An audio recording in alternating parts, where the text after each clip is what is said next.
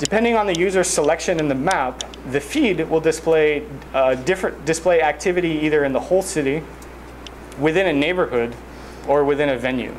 And so there's a hierarchy of activity at the city level, at the neighborhood level, and at the venue level. I should add that venues were pulled from Foursquare again, and so they represent the kind of full expressiveness of the kinds of venues that people typically add on Foursquare.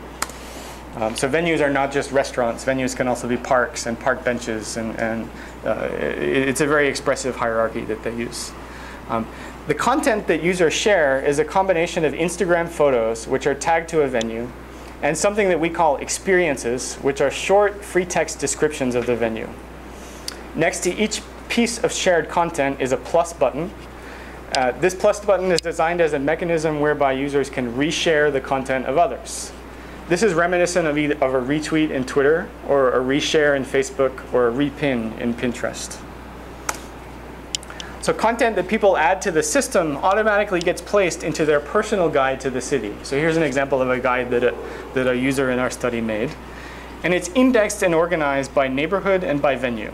And so you have each block is kind of describing a venue, and it lists the experiences that they add to that venue. And on the right is an index of each neighborhood that the participant added to.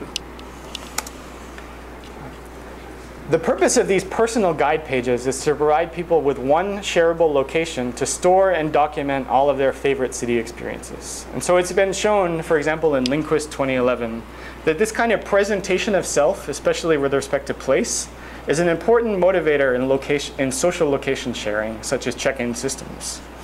And we anticipate that these kinds of public profiles will be a motivating factor for creating content in curated city.